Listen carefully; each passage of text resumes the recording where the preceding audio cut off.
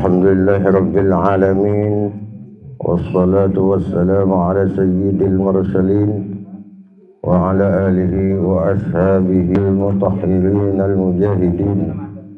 Amma ba'du. Qala Allah Ta'ala fi kitabihil karim, afaman sharaha sadrahu lil Islam wa huwa ala nuri min rabbih. Hadratul Mukarramin yang kami muliakan, Kiai Haji Masleh Ma'alim, pimpinan majelis, Ustaz Umar Tali, segenap para asatid dan segenap jemaah yang hadir pada malam hari ini. Alhamdulillah, puji syukur kehadirat Allah. Malam hari ini kita kembali bersama-sama hadir di majelis kita yang kita cintai ini, yaitu dalam rangka untuk melaksanakan rutinitas kita di majelis Khatmul Quran Al-Mubarakah. Semoga keistiqomahan kita semua menjadikan amal bagi kita semua, menjadi kebaikan bagi kita semua, dan menjadi keridhaan di sisi Allah Subhanahu wa Ta'ala. Hadirin yang dimuliakan Allah Subhanahu wa Ta'ala,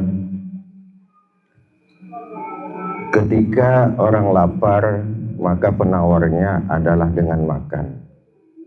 Kalau orang haus, penawarnya itu dengan minum. Begitupun ketika kita sakit, maka penawarnya adalah dengan kita ikhtiar berobat. Karena memang dunia ini tidak semuanya menyenangkan. Begitupun tidak semua apa yang ada di dunia ini menyakitkan. Adanya senang dan sakit itu sesungguhnya itulah yang menunjukkan nikmatnya dunia ini. Kalau orang lapar dengan makan, haus dengan minum, dan orang sakit harus berobat, begitupun junjungan kita Nabi besar Muhammad sallallahu alaihi wasallam memberi petunjuk kepada kita untuk menghadapi kehidupan dunia ini. Sesuatu yang nampak menurut kita hal baik, tapi justru itu tidak baik. Secara logika kita, sesuatu itu baik, benar, tapi menurut Allah itu tidak benar. Sebagai contoh, secara akal pikiran kita, secara logika kita, ketika ada salah satu jemaah misalnya punya 2 ayam. Ayam yang satunya tiba-tiba mati begitu saja tanpa disembelih. Berarti matinya ayam itu yang membuat dia mati siapa? Allah Subhanahu wa Ta'ala. Tapi ayam yang satunya lagi, kemudian pemiliknya mengambil pisau disembelih ayam itu, kemudian mati juga. Siapa yang mematikan itu? Juga Allah. Tapi udhifat, disandarkan matinya itu kepada orang yang menyembelih itu.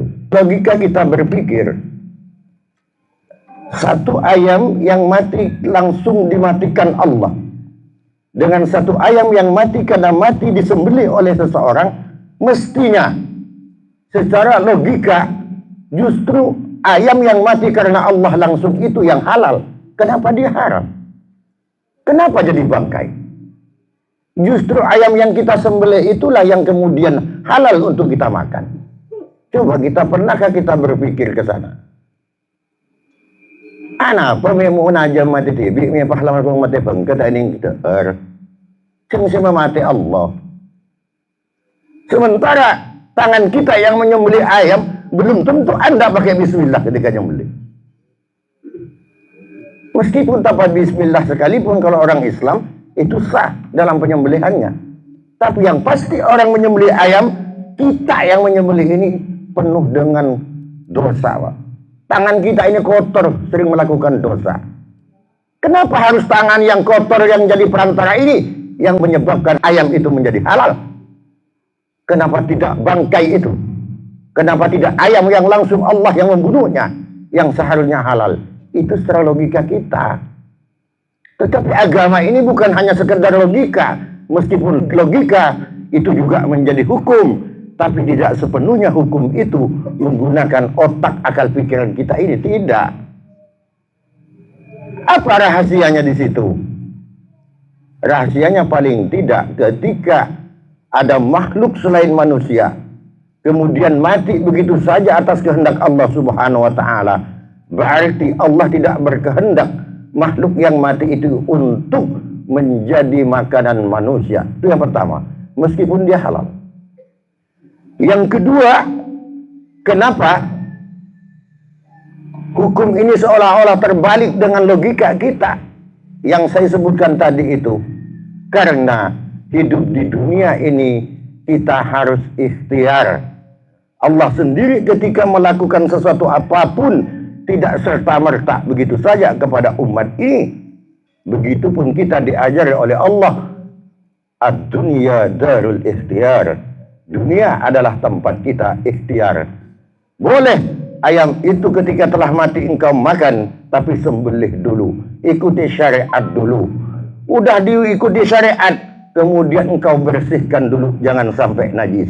Udah tidak najis, kemudian masak dulu olehmu. Makanya alat pembersih dari najis itu, kalau ulama Imam Abu Hanifah ini membaginya 3, bukan 2. Kalau Imam Syafi'i itu 2. Yang pertama itu air, yang kedua itu tanah. Tapi Imam Abu Hanifah menambah 1. Apa yang 1? Api. Maka segala sesuatu najis yang telah terkena api, maka barang itu menjadi suci. Begitupun di dunia ini. Maka dalam sebuah hadis Rasulullah SAW bersabda, "Khamsatu asya'a summun qatilun." Ada 5 perkara kata Rasulullah itu racun yang mematikan. Wa khamsatun ukhra tiryakuha. Tetapi ada 5 macam yang lain itu yang menjadi penawarnya. Jadi di dunia ini ada 5 racun, tapi Allah sediakan juga ada 5 penawarnya. Apa yang pertama? Dunia ini adalah racun yang mematikan. Karena banyak orang terlena karena dunia. Dunia ini begitu indah bagi manusia yang hidup di atasnya ketika dia tidak dilandasi dengan agama dan keimanan. Maka penawarnya adalah watilyakuha az-zuhdu. Penawarnya adalah sifat zuhud. Apa itu zuhud? Zuhud adalah sepenuhnya kita menggantungkan sesuatu itu kepada Allah Subhanahu wa taala. Sedangkan terhadap dunia kita hanya menggunakan sesuai kebutuhan saja. Itu zuhud. Kadang kita nafsu yang lebih besar. Sebagai contoh, kalau bulan puasa, sampai puasa siang hari, sebelum buka puasa, jalan-jalan ke pasar, cari untuk bukaan puasa, itu dilihat terasa enak, yang itu dilihat terasa enak, semua seolah-olah ingin kita beli. Akhirnya banyak yang sampai beli untuk bukaan puasanya. Tapi gimana setelah azan maghrib? Sampai minum air segelas atau es segelas ditambah 2 kue saja, gimana rasanya Pak? Makanan yang banyak di depan kita itu semuanya jadi tidak pengen kita. Kenapa? Karena nafsu. Disitulah kita penuh pengendaliannya. Maka kata Rasulullah, dunia itu adalah racun yang mematikan. Caranya untuk kita tidak terkena racun dunia itu, maka sifat zuhud yang harus kita lakukan. Yang kedua, wal malu summun qatilun. Harta yang kita miliki ini juga racun kata Rasulullah. Mau yang miskin, mau yang kaya, semua pasti punya harta, pasti punya rezeki diberikan Allah, dianugerahkan Allah kepada kita. Itu semua racun. Penawarnya apa? Penawarnya adalah wazakatu tiryakuha.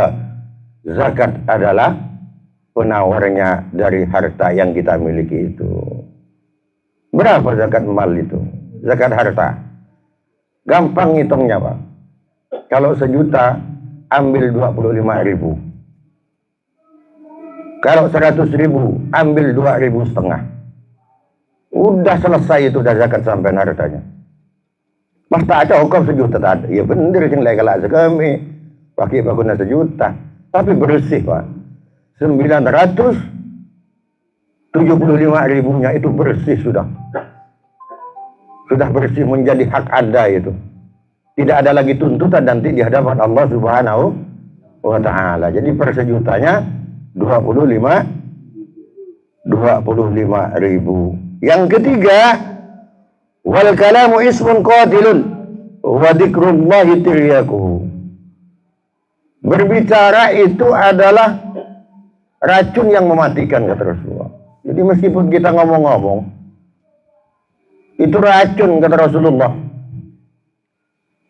Karena banyak orang ngomong, berbicara itu sesuatu yang tidak seharusnya. Kadang berbicara dia hanya ngomongkan orang dan sebagainya.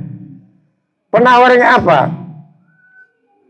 Wa tiryakuhu dzikrullahi ta'ala. Penawarnya adalah lidah kita, mulut kita seringkan untuk berzikir kepada Allah Subhanahu wa ta'ala. Karena dalam Al-Quran, kul khairan aw liyasmut, berkatalah kalian yang baik. Kalau tak bisa berkata baik, lebih baik diam. Idzal kalamul fiddah, ketika berbicara itu perak, pasukutud dhahab, kata ulama gitu. Kalau berbicara itu dianggap perak, maka diam itu adalah emas. Artinya apa? Gunakan lisan dan mulut ini untuk berbicara, berkata-kata, hal yang bermanfaat saja, yang mendatangkan kebaikan saja. Kalau kebetulan kita berbicara dengan orang yang tidak baik, lagi mengerumpi orang lain, ghibahi orang lain, kebetulan kita ada di situ, tutup kuping kita. Jangan konsentrasi mendengarkan orang yang ngomong itu. Biar nanti di hadapan Allah kita tidak mendapat tuntutan. Karena orang yang berbicara dan yang mendengarkan, ketika kebaikan itu akan dinilai baik, tapi ketika jahat maka juga akan dinilai jahat oleh Allah Subhanahu wa ta'ala. Yang selanjutnya, umur yang kita miliki ini, ketika kita masih hidup di dunia ini, berapapun umur Anda, adalah racun yang mematikan. Wa ta'atu tiryakuhu, dan taat kepada Allah itu adalah penawarnya. Kita datang di majelis taklim ini, sholat 5 waktu, itu dalam rangka menggunakan umur kita ini agar umur kita ini tidak dianggap racun. Belum tentu orang yang umur 100 tahun itu lebih baik dari yang 40 tahun, belum tentu. Yang 100 tahun kalau banyak maksiatnya yang dilakukan selama hidup, maka istilah Kesawi, orang itu hanya tulul hayah, bukan tulul umur. Lancang udi, yang udin selancang, tapi umurnya banyak digunakan kepada hal-hal yang tidak baik. Jadi lancang udi menjadi Kesawi almarhumlah tulul hayah. Itu yang selanjutnya. Terus yang terakhir lagi, wa jami'us sanati summun qatilun. Sepanjang tahun ini racun, kata Rasulullah. Racun yang mematikan. Wa tiryakuha syahru ramadhanah. Dan penawarnya adalah bulan Ramadan. Bulan Ramadan tidak lama lagi kita. Maka kesempatan di bulan Ramadan ini mudah-mudahan kita diberkahkan umur oleh Allah Subhanahu wa ta'ala. Amin ya rabbal alamin. Sampai di bulan Ramadan yang akan datang, maka manfaatkan Ramadan itu sebaik-baiknya agar menjadi penawar dari 11 bulan yang telah kita jalani. Karena Ramadan itu artinya pembakar. Dosa-dosa kita selama 11 bulan itu dibakar dengan bulan Ramadan. Mari dikaji, Pak. Mari kita kuatkan diri ini, persiapkan diri. Mari kita laksanakan puasa itu. Kalau tak mampu gimana, Ustaz? Saya ini kerja jadi suakang, Ustaz. Oning suakang. Suakang selaku mekol punarai pelabuhan. Karena itu biarpun bulan puasa tak ada istirahatnya. Seharian pun dia jadi suakang itu. Mikul terus. Diporsi tenaga terus. Gimana itu, Ustaz? Bisa enggak dia itu tidak puasa? Kalau memang pekerjaan suakang itu adalah pekerjaan satu-satunya untuk menghidupi dia, anak dan istrinya, kalau dia tidak kerja di situ, dia tidak akan bisa memberi nafkah anak istrinya. Silakan tabas. Nanti ganti di waktu yang lain. Boleh itu. Secara syariat itu boleh. Tetapi kalau memang tidak seperti itu, contoh, Kalau kayak jual aja di pasar. Tak mampu kok lo. Oh, tak bisa itu. Tidak bisa, Pak. Tak masuk kategori syariat. Kalau cuma jualan ayam di Haji Sani bilang tak mampu, bulat. Jadi kalau memang mengancam jiwa, karena kalau swakang itu pekerjaan kasar yang luar biasa itu, Pak. Yang dipikul itu karung. Tenaganya terporsir itu. Boleh itu kalau yang macam itu. Kalau memang tidak mampu untuk puasa. Tapi kalau memang mampu, hebat itu, luar biasa itu. Tentu semakin berat nilai perjuangan kita, semakin berat juga pahala kita di sisi Allah Subhanahu wa taala. Karena begini, Pak. Kenapa Rasulullah ini mencontohkan ada 5 racun dan 5 penawar ini? Kalau orang yang beriman seperti kita ini, umatnya Rasulullah SAW, kalau kita meninggal itu tidak serta-merta meninggal sebagaimana malaikat maut itu ketika mencabut orang kafir. Kalau orang kafir dicabut dengan siksaan dia. Tapi kalau orang beriman tidak. Dijelaskan di dalam kitab itu, ketika orang yang beriman akan dicabut nyawanya, yang pertama didatangi adalah dia akan mencabut dari mulutnya nyawanya. Ketika akan mencabut dari mulutnya, apa yang terjadi? Mulut ini kemudian berzikir terus. Berzikir Allah, Allah, Allah, astagfirullah. Itu yang dibaca oleh orang yang beriman. Karena zikir yang dibaca, apa kata mulut? La sabila laka ya malakal maut. Tak ada jalan bagimu untuk mengambil ruh yang ada di tubuh ini, wahai malaikat maut. Tak bisa. Akhirnya apa? Pindah lagi ke tangan. Ketika tangan didatangi, nyawa akan dicabut dari tangan. Kemudian tangan sedekahnya keluar. Dia yang suka salaman sama orang, suka membantu orang, tangannya yang membela. Apa kata tangan? La sabila laka ya malakal maut. Tidak ada jalan kau mencabut ruh yang ada di tubuh ini dari tangan ini. Karena tangan ini ahli sedekah. Pindah lagi ke kaki. Ketika sampai ke kaki, apa kata kakinya? La sabila laka ya malakal maut. Tidak ada jalan bagimu masabi ila majalisit ta'lim. Dengan kaki ini dia berjalan menuju majelis taklim. Wa masa ila salati. Dia berjalan menuju salat berjemaahnya. Dia berjalan menuju salat hari rayanya. Dia berjalan untuk sowan kepada ulama dan para sulaha solihin. Kata kakinya, tak ada jalan bagimu untuk mencabut dari kaki. Pindah lagi ke kuping. Apa kata kuping? La sabila lak ya malakal maut. Tak ada jalan bagimu untuk mengambil ruh yang punya ini dari kuping ini. Kenapa? Karena dengan kuping inilah yang mendengarkan Al-Quran. Dengan kuping ini yang mendengarkan pengajian. Dengan kuping ini mendengarkan sesuatu yang baik yang diperintahkan Allah. Pindah lagi ke yang lain. Semuanya tak bisa. Ternyata dari seluruh panca indera ini, malaikat maut tak bisa mencabut orang yang beriman. Akhirnya apa? Fayarji'u ila Allah. Kembali ngadap kepada Allah. Apa kata Allah? Alik ismi ala kaffika ya malakal maut. Kalau memang dari seluruh panca indera orang yang beriman, hambaku itu kau tak bisa mencabut nyawanya. Kau gantungkan namaku di telapak tanganmu.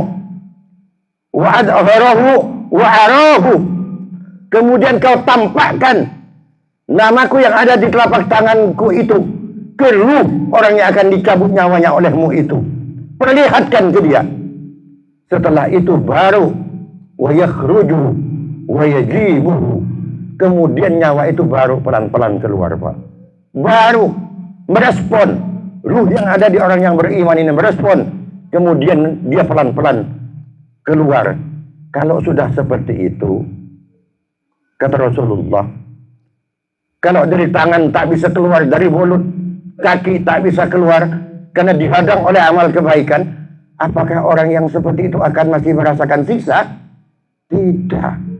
Orang yang beriman tak akan pernah merasakan siksa ketika seluruh panca inderanya dalam kesehariannya, dalam umur yang ada, jatah yang diberikan Allah Subhanahu wa taala digunakan kepada kebaikan. Tidak akan dapat siksa, Pak.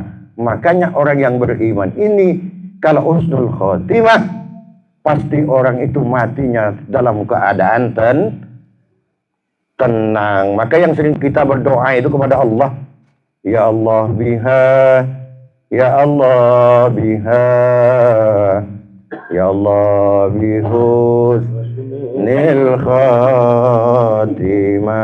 Terus pada ya Allah biha, ya Allah biha, ya Allah bihusnil khatimah. Imam Abu Hanifah berkata bahwa banyak dari manusia pertaruhannya ketika dia husnul khotimah atau su'ul khotimah itu ketika terakhir dia akan terlepas nyawa dari tenggorokannya. Makanya kita diperintahkan untuk banyak berdoa, baik setelah sholat, baik di dalam keadaan apapun, kita banyak minta berdoa kepada Allah, mohon kepada Allah. Jangan sampai kita mati su'ul khotimah. Kadang kita orang baik, banyak ibadah, belum tentu. Karena ketika kita mau meninggal, mau dicabut nyawa, setan berkeliling di sekitar kita. Setan lengleng menggoda bagaimana mengkesasarkan kita ini agar kita mati tidak membawa la ilaha illallah Muhammadur Rasulullah. Karena kuncinya hidup ini, kuncinya surga itu la ilaha illallah Muhammadur Rasulullah. 100 tahun beribadah tidak pernah melakukan maksiat sekalipun, taruhannya adalah la ilaha illallah. Ketika terakhir nyawa terlepas dari tenggorokannya, dia tidak membawa la ilaha illallah meskipun 100 tahun ibadahnya, maka dia mati su'ul khotimah.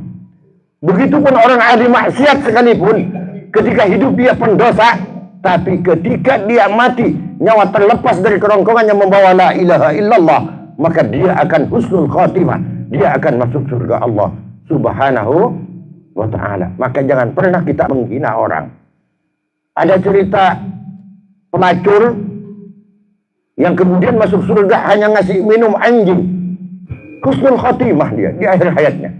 Ada orang ahli ibadah siang malam, kalau siang puasa, malam tahajud malam, tapi pada akhirnya dia masuk neraka karena dia suka menghardik kucing.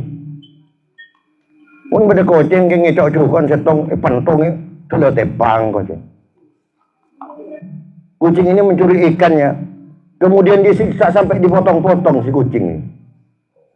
Akhirnya dilaknat oleh Allah Subhanahu wa taala. Ketika meninggal, dia meninggal dalam keadaan su'ul khotimah, masuk neraka Allah Subhanahu wa taala. Itu sama kucing, Pak, apalagi sesama manusia, apalagi kita menganiaya sesama manusia, apalagi kita memfitnah orang. Al fitnatu asyaddu minal qatl.